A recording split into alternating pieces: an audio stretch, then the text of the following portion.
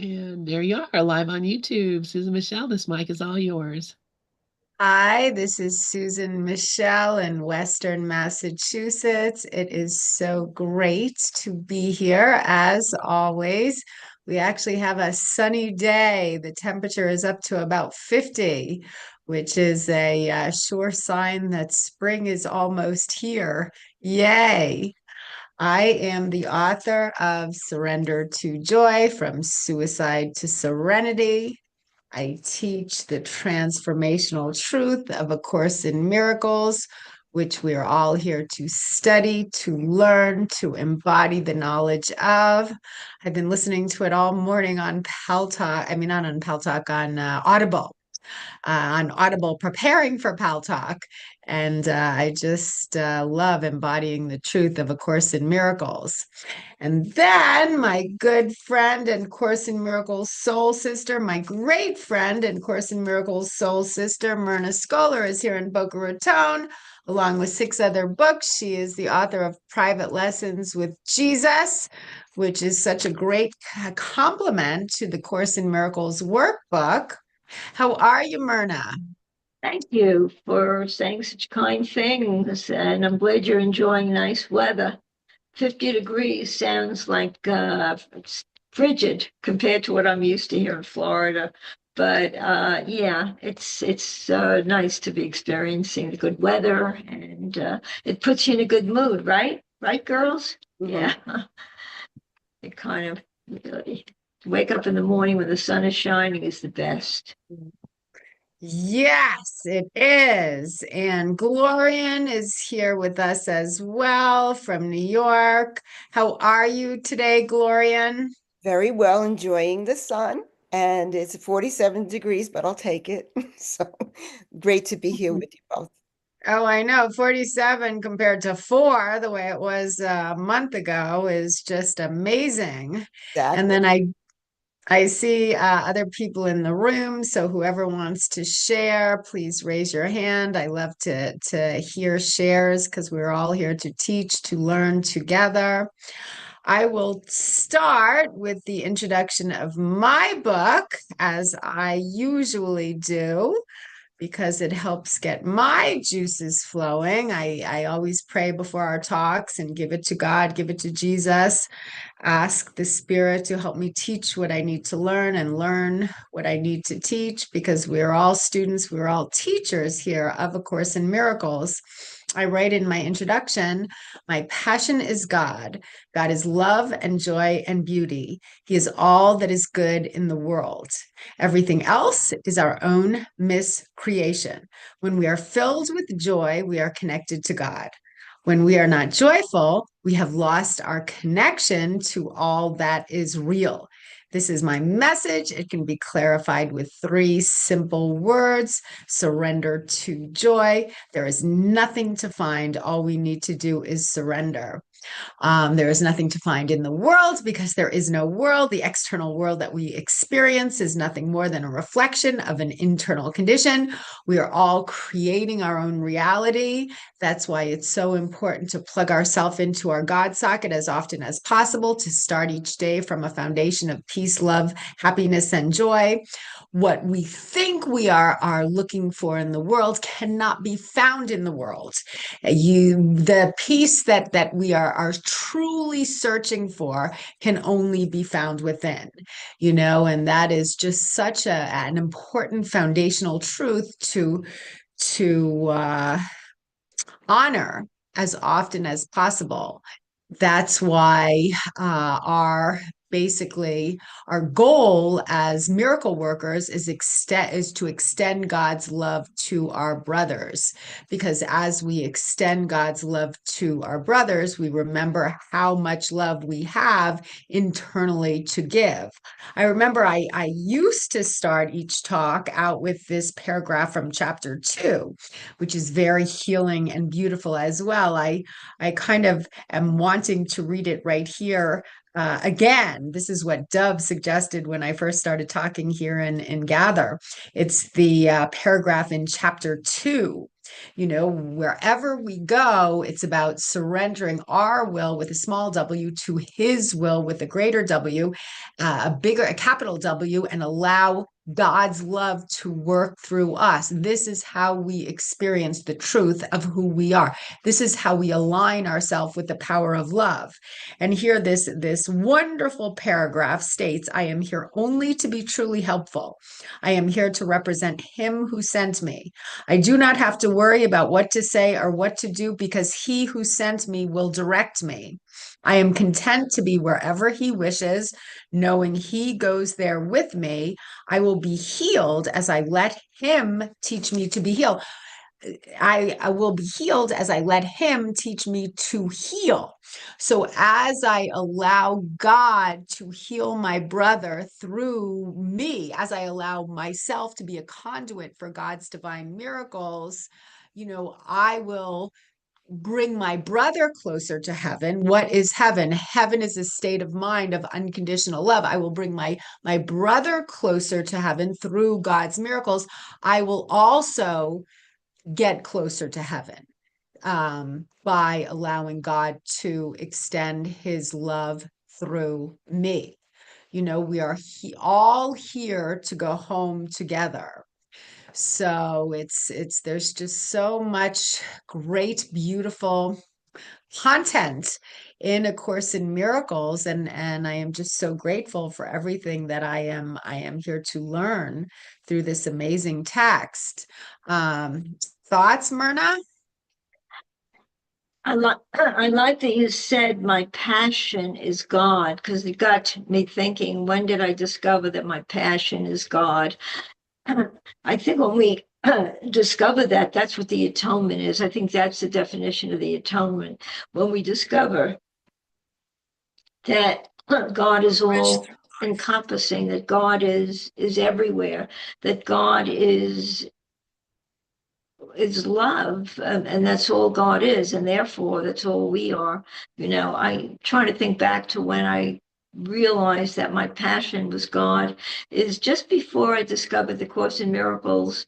I understood that I went through a phase that I just wanted to know more about God. I don't know why I had that awakening. It was a desire to become connected to God, to know God. And I really I remember going to bookstores and taking out books and so forth. And the Course in Miracles came along at a time, I think, when God knew that that's what I was searching for. And that was my path, the Course in Miracles. And obviously it was, because that's really, once I found the Course in Miracles, I knew that everything I needed to know was in the content of that love, of the, there's it's not just a book, it's more than a book. When I realized this, the depth of it, and it was giving me the need, filling the need to know God. And that's when I realized how much I love God, because he answered my prayer, what I was looking for. I wanted to know more about God, and in finding God, I found out who I was. And to me, that's just so extraordinary, because once you discover that, there's no going back. It just isn't. Even though you might fall off the path every so often, you know, the upward path to heaven, and you fall off of it because the ego does not really want that, that type of abandonment, because we really are abandoning the ego in favor of the love that we're feeling for God. And therefore, we're also connected to everyone, because it's all one consciousness. So that when you're sending love to someone, they do get it, because the consciousness that you're all a part of is interconnected. And that's where you begin to recognize that your brother is who you are. And we're all in this together. I think we're all here, especially now that we're got the Course in Miracles in common, to learn through each other as we do. So I just wanted to bring that up. Yeah. Right, Susan? Yes, yes. Glorian thoughts. Well said, Myrna. Yeah, Beautiful. just beautiful discussion here this morning. And I love the way you opened, Susan, with the whole idea of God working through us. And, we'll talk about the course and saying, it works if we work it, but it actually works when we get out of the way and we allow it to express and extend through us.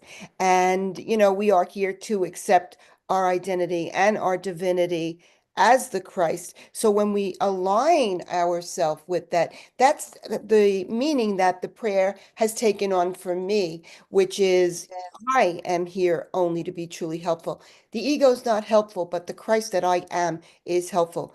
All when we take, I am here to uh it's losing me right now, but to be represent he who sent me. The ego will not represent the Christ, only I will, the truth of what I am. And, I will be healed as I let him teach me to heal. So the little ego, the ego I, will be healed when we step back and get out of the way and allow him to teach us to heal. The Christ mind that we've now identified with, the communication that we've developed with the Holy Spirit and the higher mind, which is the same thing. And it's what I am. So I just love that sharing. And, what you were saying, Myrna, that about falling off the beam and all of that. And the idea is, yeah, we do fall off the beam. Everybody has a brain, has thought. Thought is ego, and it is a distraction, and it is a temptation. But when we do have these temptations that come up that, take us off the beam or whatever it is, we recognize that that is a true gift. It's a true gift reminding us that we are in that false mind and that we can choose again. There's our empowerment. And once we are willing to make that choice, we're back to our peace. And the only peace that there is, because the ego never offers us peace, the only peace there is Christ's peace. And the only way I can have Christ's peace, if I accept that. And I was saying this at my meeting, and it's been something I've been working with now this last week, where we recognize that healing is where realized oneness is. So if we realize the truth of what we are, meaning not think it, but experience it, then we have healing. There's no more projection. There's no more guilt being placed outside of us. We've moved into that state of knowing, which is what Jesus is saying, knowledge will return when we've done our part. Our part is giving welcome to the truth. So we look at the error, we look at the upside down thinking, we use everything to return us back to that state in the holy instant where we realize what I am. And in that realized oneness, there's healing because there's no more fear being projected from that mind. All healing is of the mind. And if we come to that place where we recognize where love is realized, there is no death. Because where love is realized, there's only eternal life, and nothing can ever oppose eternal life. So it's just merely waiting on our acceptance. And that's the miracle. The shift from fear, the ego thinking mind, to the acceptance of love, the love of God, which is the realization of what I am in truth. And when I accept that for myself, there's no longer any more death. Thank you.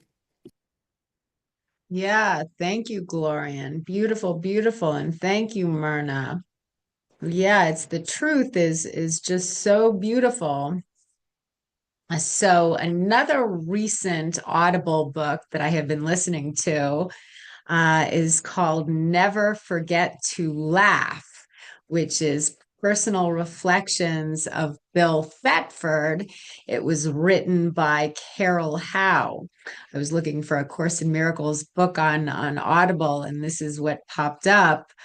So this is all about Bill Thetford's life. The co-scribe of A Course in Miracles. And according to Carol Howe's insight into her friend Bill's life, he had a lot of hardship in his childhood.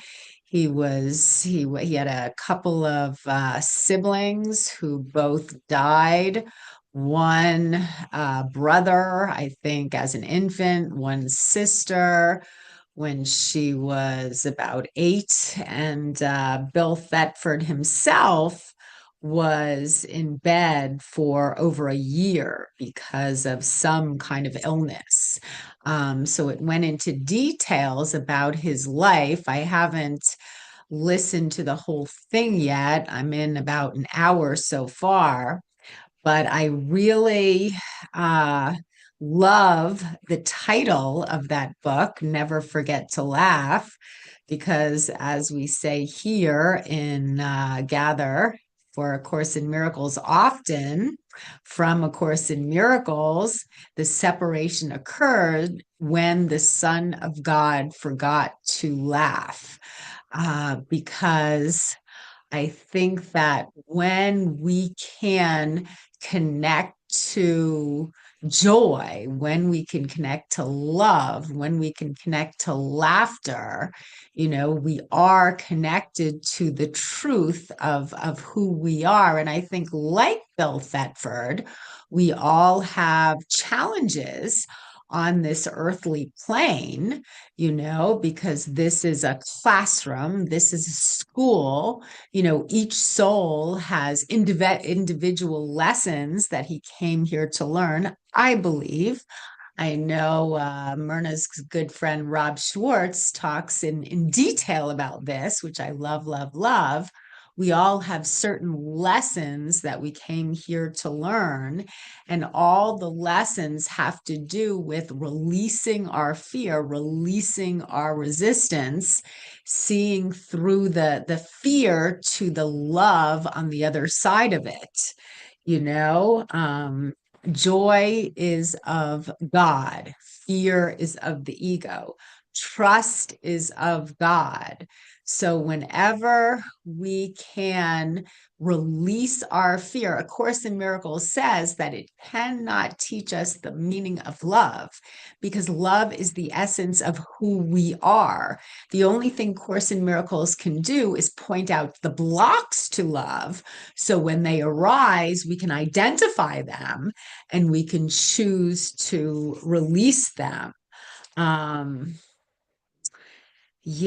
So when we are aligned with the truth of who we are, we see so much beauty in our brother. We see so much love in the world.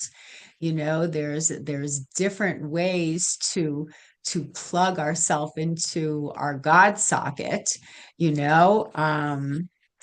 I say the three fastest and easiest ways are forgiveness, acceptance, and gratitude.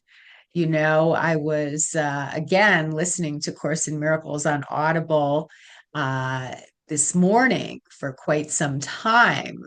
And I heard this sentence, which is very interesting.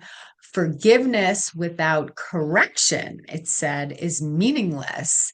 And I would love to hear some insights as to what other people think of that, because I'm always trying to forgive, because I know that I cannot experience peace without forgiveness. So I think of all the people who trigger me. I think of, oh golly, there's so many people who have triggered me, and I know that while I hold on to resentment towards any of them, I cannot feel the peace of God. Course in Miracles is very clear about that. So I'm constantly doing my best to forgive everyone. Right now I have a trigger that seems to be occurring pretty regularly that has to do with a family member that I speak about often. I'm not going to speak about her today, but I still work on forgiveness towards her, because I can clearly see how she holds on to victim consciousness, and that is not of God. For me to focus on her errors, I think that is coming from my ego. That is judgmental, and judgment is not of God. So it's for me, it's about seeing through the errors of her ways. I think Course in Miracles calls that charity, when you can look at a brother and see him or her, you know, where you can see him or her as healed and you can see through their errors. That is what is bringing me closer to heaven now. It doesn't do me any good to focus on her errors because, again, judgment is of God. What helps me and what's going to bring me closer to heaven is to focus on her innocence, because as I see her innocence, I can feel my own innocence. I embody the essence of innocence. That's a wonderful affirmation that I try to remind myself of as often as possible. So back to my question, forgiveness without correction is meaningless. Does anybody have any thoughts of what exactly that means? That's a line from A Course in Miracles that I've been pondering. Myrna? Yeah, I love the phrase, and I use it a lot lately. It's everything is a lesson or a blessing. It's either a lesson or a blessing. And that's the same thing as the Course in Miracles says, between love, God, spirit, and the ego. If you're not in spirit, you're in the ego. You're in the ego's playground. And as you say, you're sort of mulling through this situation with a family member. Is very interesting because that's the lesson. You know what I'm saying? In other words, there's a lesson to be learned there, and I think you're figuring it out. That it's really not coming from love if it's going to be based on fear, which is the past. The past is all fear, and I really kind of understand that, yes, unless forgiveness is given wholeheartedly, then it's meaningless. That's the correction the Course in Miracles speaks about. You can say you forgive somebody because you're going to sacrifice or you're going to be the better one or whatever it is that the ego tells you that you're kind of, that it ruffles your feathers when in reality, unless you can truly give it from the heart, rather than feeling it's because you're sacrificing by being the better one, I think that's the lesson. That's the lesson that I've learned through the years that it really has to come with completeness, or else it means nothing unless it's truly given. And what is it to be truly given? The fact is, the phrase, I can forgive, but I can't forget. What does that mean? If you can't forget, you haven't forgiven. So it's the forgiveness that comes from the absolute willingness to let it all drop away and to see your brother, whoever that may be, as the love that you share with God, because that's what you're all created from, and we are all created from anyway. And there's one other thing, it comes to mind is a play that I saw years ago by Arthur Miller, and it's called The Price. And it's really about the estrangement of a family that comes together to kind of discuss the father's estate, and they were estranged because each one had a grievance. And the grievance of this one, and the grievance of that one, and the grievance of this one, and so forth. And it goes back and forth. And you come away realizing that everybody's right and everybody's wrong, or nobody's right and nobody's wrong. Meaning that you can understand through this play that everybody had a point to make. And you couldn't disagree or agree with any of the scenarios that each character came up with, because the way I think it was brilliantly written. It's called The Price. It was brilliantly written because it really shows you that there is no right or wrong, that everybody has their own particular way of dealing with pain, and sometimes it's projected, but everybody also has a side to their own story. And this is what I had gathered from that. So what's going on with I believe it's your sister, I know that I've had situations with family members too. But the bottom line is I forgive and I have forgotten. So that's, yeah. Any thoughts about that, anybody? Yeah, I love what you both shared. I mean, it's really, this is a very significant statement. Forgiveness without correction is meaningless. So the idea of forgiveness, where Jesus talks about forgiveness to destroy, I'll forgive you because we're analyzing that with the ego. So we're still, in that perceptual mode, which is separation, which is not offering willingness for us to see our brother as he really is. So to me, this means forgiveness without correction. Forgiveness to me is the willingness to not judge something. And in not judging something, then I'm truly blessing it. So to me, the willingness not to judge is the correction. Because if I'm not judging, then I'm not giving everything the meaning that I have for it, projecting that meaning out there, keeping me separate. And like you were saying, Susan, the blocks to love's presence, sin, guilt, judgments, grievances. This is what we're projecting out there based upon our ego thought system of right and wrong, of duality, on what's going on. But if we're willing to relinquish that and move into that place of correction, which only the Holy Spirit, the higher mind, can make the correction for us, then that answer is always going to be God's Son is guiltless. And in that guiltlessness, we're withdrawing our projection and our judgment, which is lack of forgiveness, out there. So that's how it came to me. And I think when we're truly blessing, we're making no demands, we're letting all things be as they are on the level of the world. But if we really take a look at that also, let all things be as they are in truth. There's only grace, there's only love. So then we recognize that if I'm choosing not to bless or forgive or not judge, then I have my self-imposed limiting belief system that I'm projecting on reality, which is grace and love and truth.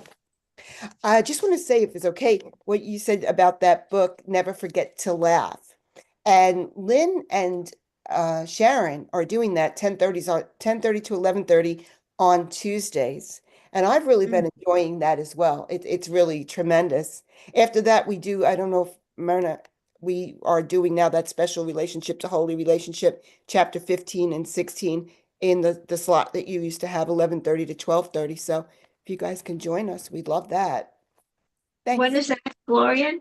Tuesday at when you used to, I think you used to teach with Dove at that time, 11:30 to 12:30. Yeah. We're doing special relationship to holy relationship 15 and 16.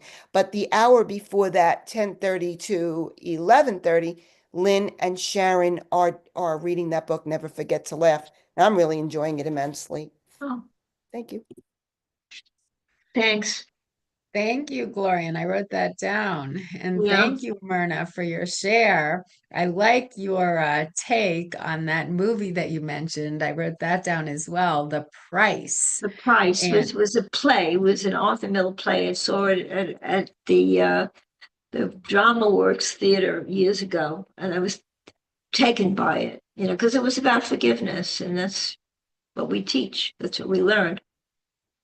yeah, it's I haven't seen it or heard about it until you mentioned it just now, but it sounds very interesting. And I think a lot of families have grievances that they hold on to. Um, because from my own childhood and my own experiences, from talking with friends, I think that we all have grievances that we hold on to.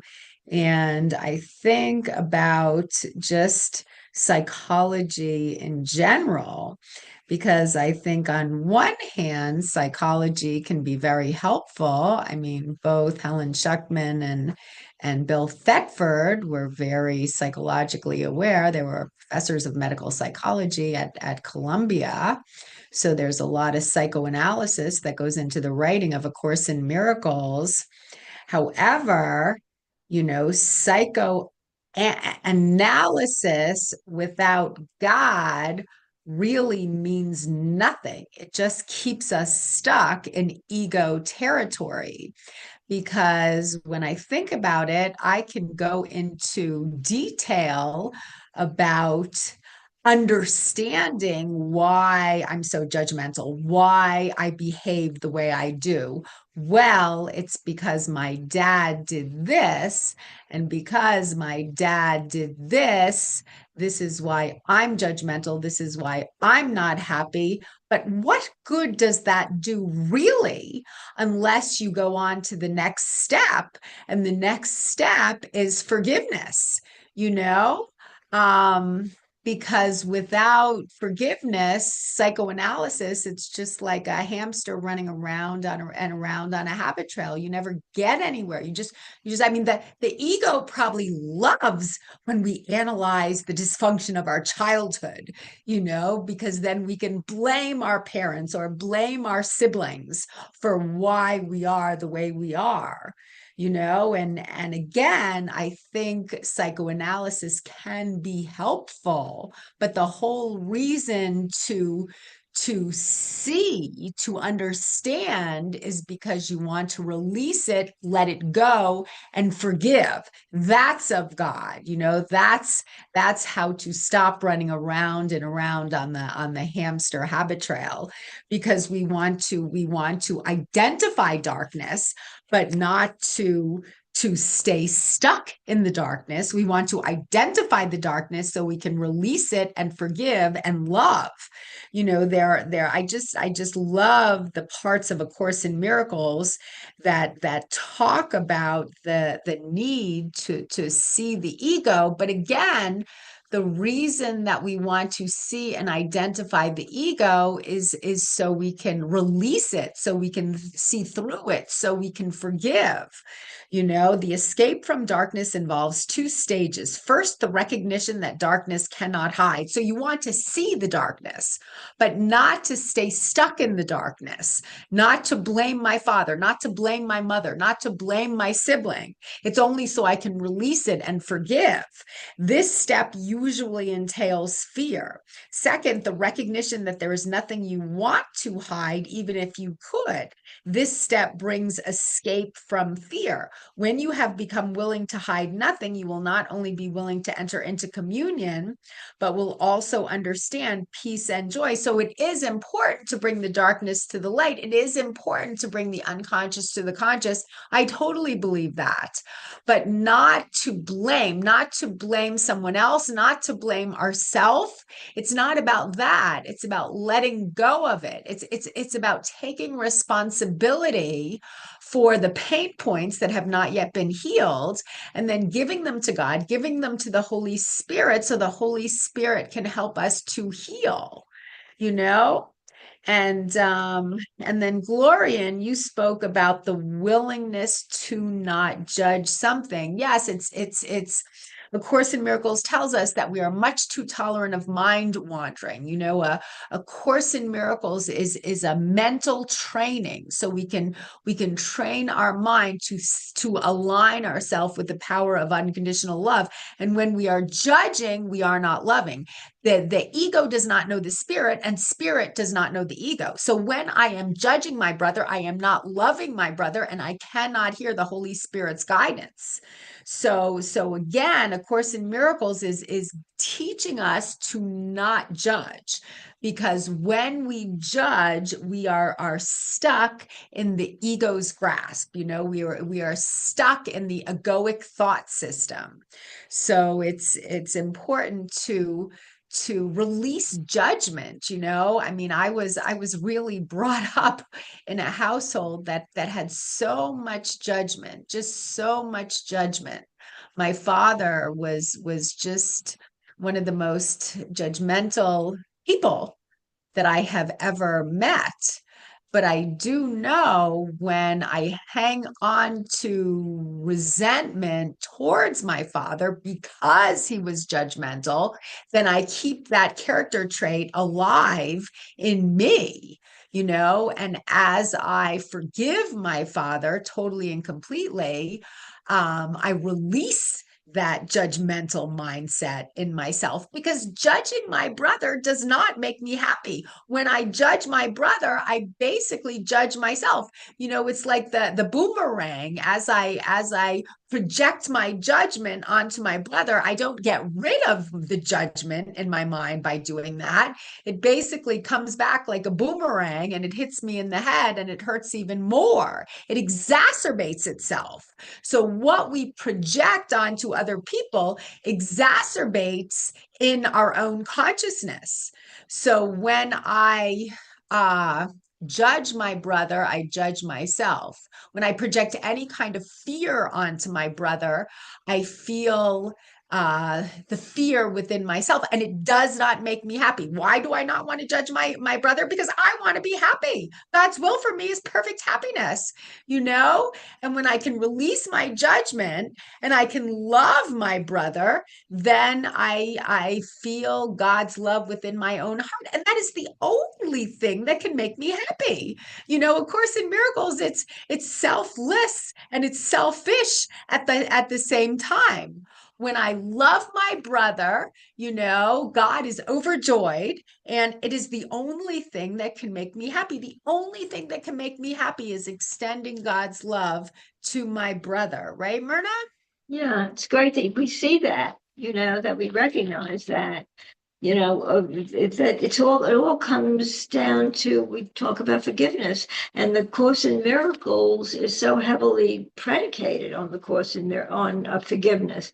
And I'm looking at lesson 62. Forgiveness is my function as the light of the world, and it only makes me see that when we're not forgiving, we're really attacking, and we're not really attacking the other person, we're attacking ourselves.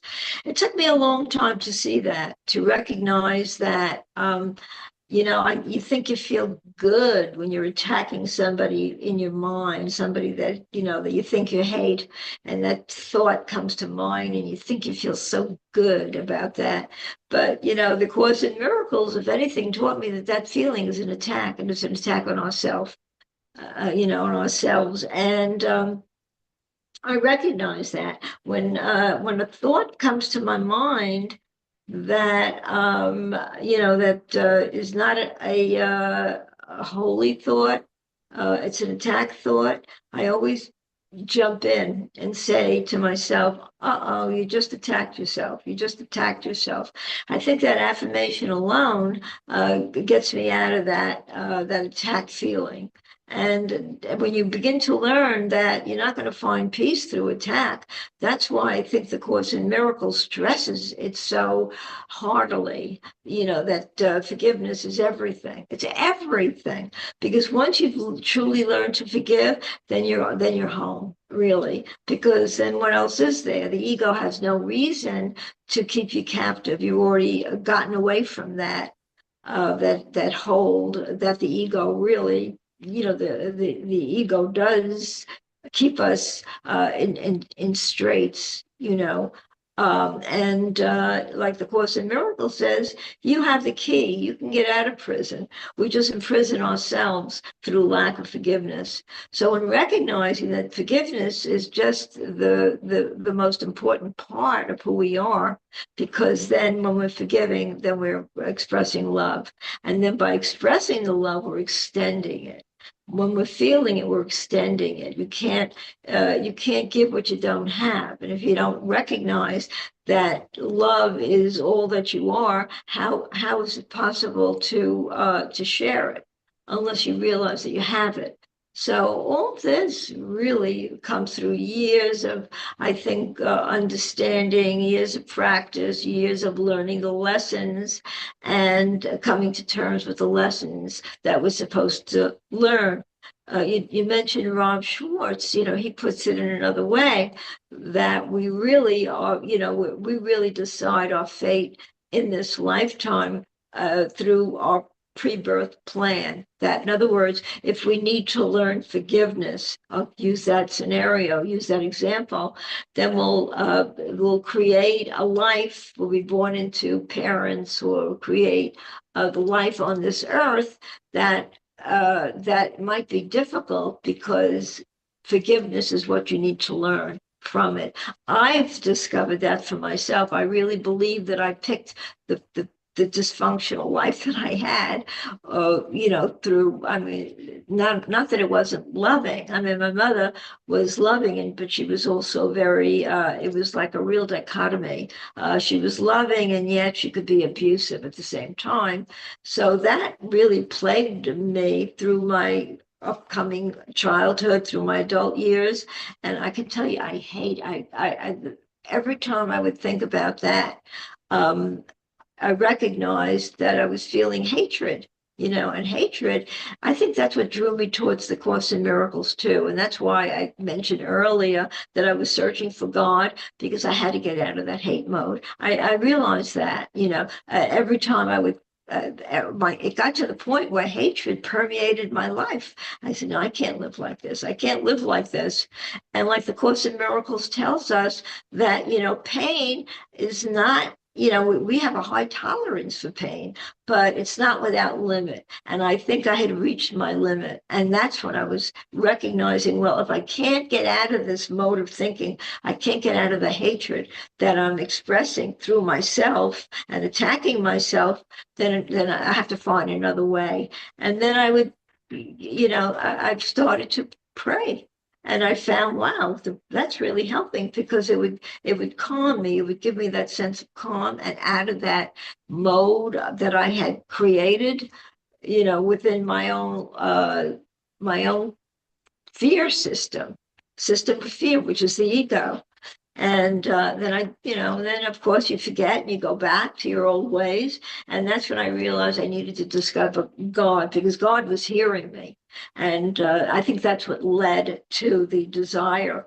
But to think, if I hadn't had that kind of a lifestyle, that dysfunctional type of an upbringing, how would I know all this? How would I know about forgiveness? How would I know about love? How would I know about peace and calm and everything else that comes, that comes to us with recognition that we are who we are created to be, and that's all we are. But we just have to find it.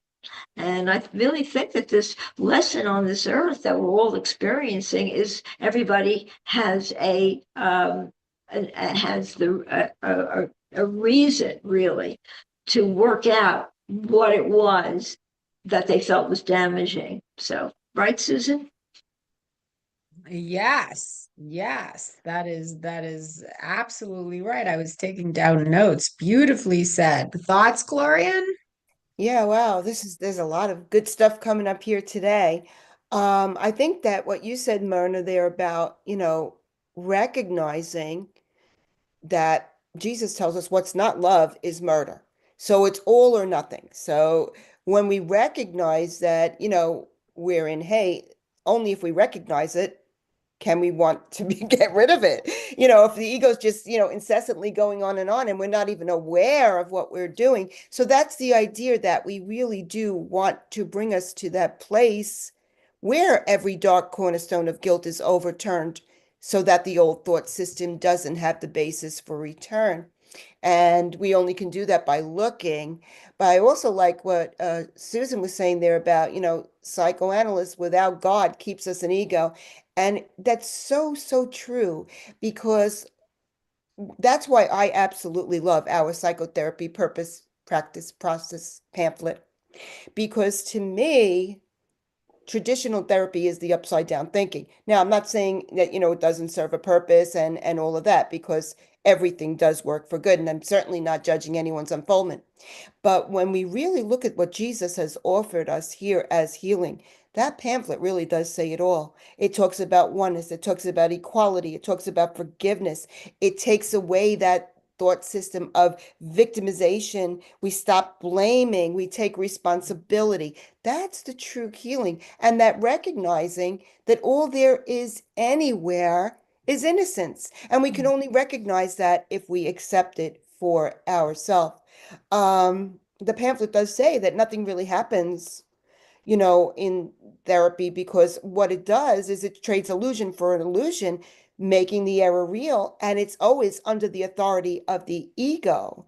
So what we want to do is place our life and our healing under the direction of the true authority of the Christ, of the Holy Spirit. So those were my thoughts on that. And, like I'm saying, this is just what I've accepted for myself. And I mean, I'm certainly not, judging anybody's unfoldment or their path, because Jesus does tell us it's an individualized curriculum. And I do think that all beliefs that lead to progress should be honored. And I do think it's important to take that floodlight and look, because he's telling us otherwise those thought systems have the basis for return. And I like what you also said, Susan, which is, you have to really laugh at the sneakiness of the ego. But when we're forgiving a brother, you said something about it. It's selfless and selfish at the same time. And it is, because we want the peace that's offered us. So we use the ego to get out of the ego. So the ego is, being used to get out of the ego and accept what we are. But we're saying that we want to forgive because we want to be happy. So we take that ego thought system and then we surrender those thoughts and ideas unto the Christ within, and allow that to change our lives and to be that new path that we follow. And to me, it's just such a blessing when we recognize this, like pointing that stuff out, as he does in the psychotherapy pamphlet, so that we can see it and make a different choice.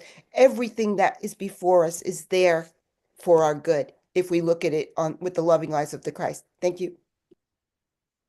Yeah, thank you. Thank you both. I mean, for me, the morning meditations that I have been doing have just been getting better and better, because I am so focused on feeling the peace, love, joy, and happiness of God.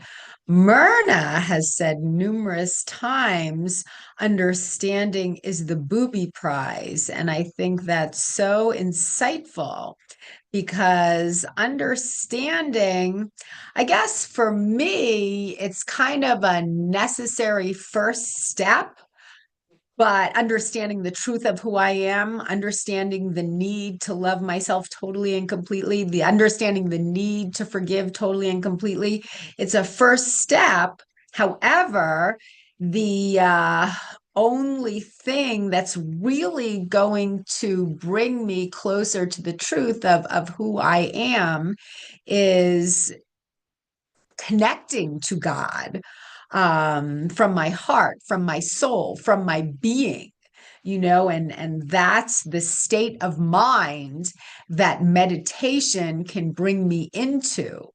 And my meditations, again, they just seem to be getting better and better as I discipline myself to do them each morning. They say that meditation is difficult. I think I don't know if it's difficult, but it's a discipline. It's a discipline to focus on love. It's a discipline to focus on the truth of who we are. It's a discipline to release the chit chat of the ego. And it's so beautiful when you can just focus on love. I was talking to my spin teacher today, and I was telling him that my discipline, my meditations were going very well, but once I get out into the world, it's a challenge to keep that energetic vibration high. It's a challenge to stay in the essence of unconditional love. And my spin teacher, he said, well, if you can start out at a high number, let's say you start out at a 30, when life throws you curveballs, it's going to bring you down a little bit, but you're still going to be elevated. You're still going to be embodying the essence of love if you start out the day connected to the truth of who you are. So I think meditation is just very, very helpful. Um, I mean, and then in terms of what Myrna was talking about with her parents and the lessons that they taught her, and what Rob Schwartz says, and what I believe, I do believe that we all choose the perfect parents. I think that our soul has lessons that it needs to learn in this earthly classroom, and before we come into the earthly plane, we choose the parents that we have because of certain lessons that they can teach us, you know. So I guess for me, there's good and bad in everybody, you know. I mean, on the good side, my dad was very disciplined. My dad was very well spoken. He was very strong. He had a lot of wonderful qualities. On the negative, he was very judgmental. He when he didn't like something that I did, he would cut himself off from me. And so basically what this caused is it caused a fear of abandonment. I was always afraid that if I did or I said the wrong thing, I would be abandoned. And ultimately I projected this onto God. You know, I thought, well, if I do the wrong thing, God is going to abandon me. If I say the wrong thing, God is going to abandon me. I projected the judgment of my father onto God. But I think that's exactly what I came here to heal, because it's just not true. You know, so my dad was the perfect teacher, because by teaching me, you know, I guess by instilling this fear in me, I could learn that it's not true, that God does not judge me. God will not abandon me if I make a mistake, you know? So by feeling the opposite of what is true, I could step into the truth. I could choose to step into the truth of who I am. You know, and I think that today's lesson, so today's lesson in the workbook for students, if you go by the lesson of the year, starting with January 1st, you know, so today is the 59th day of 2025, lesson 59 states, God goes with me wherever I go. And then it says, how can I be alone when God always goes with me? How can I be doubtful and unsure of myself when perfect certainty abides in him? How can I be disturbed by anything when he rests in me in absolute peace? How can I suffer when love and joy surround me through him? Let me not cherish illusions about myself. I am perfect because God goes with me wherever I go. So the truth is, God has never abandoned me. God has never judged me. God is always with me, you know. And I think I guess by stepping through the fear that was projected onto me as a child, I realized the truth. And the truth is, God goes with me wherever I go. I exist in the essence of unconditional love. Right, Gloria? Or Yes. Myrna, I'm sorry. Go ahead, Whoever Myrna. has thoughts, Go ahead. I'm No, sorry. I think Myrna's next. No, that's okay. Okay. Go ahead. It's fine. I mean, whatever you said was absolutely, I had to agree. You know, I was taking into consideration what you were saying about your father. You know, we all have issues. Let me tell you about it. I think what came to mind as you were speaking was when I was about 5 years old, when I said my mother could be abusive and loving at the same time. I remember I was misbehaving. She packed a bag for me, okay, my shoes, socks, underwear, clothes, okay, and threw me out the door with that little bag, okay, and locked the door. I remember that, okay. That's what came to mind. That's a lot of building up of saying I hate you, you know. So it took the understanding that the lesson that I needed to learn. Either it was a blessing or a lesson. Well, that was a lesson. So I think the lesson that we all learn stems from, you know, what we needed to forgive. That's really what I wanted to say. That's what came to my mind. Uh, you know, but luckily I've become an adult who is from the ruins. I became an adult that I can be proud of myself. I really can. I had lunch with my daughter earlier, and she, was telling me how good her kids are doing, and she was doing well, and she has a job. She teaches children in the foster care system. That she's been a teacher for many years, and that's her specialty, working with kids in the foster care system. I mean, I'm so proud of who I've become and of my children, that are really my children and grandchildren are all really doing well. What more could I ask for, really? And that's the blessing, I think, out of this, like I said, I use the word ruins. That's exactly what culminated the beauty of recognizing that I'm really very, very lucky. So that's why I feel grateful. Go ahead, Gloria, and that's fine. I just Oh, no, that was absolutely beautiful, Myrna. And that you said what I was going to say. I think once we recognize that, see, there's only now, but we're always projecting our unresolved guilt and fear out there so that we can look at it and we can forgive it. So that's what we want to do is forgive as deeply as we can and let this stuff go so we stop that projection, whether, when you were saying like the next life, I think you're talking about Robert or what have you. So I think we'll carry that with us because there is only now. So it's always the projection of our guilt and fear that's out there that's showing us what we think. And I love what you shared there, Susan, about meditation. And I'm big on, the morning inner work. And meditation to me is the portal to the kingdom where we rest in his love and where we're receptive to the impartations of the still small voice. So thank you both. This was a great discussion. Love you.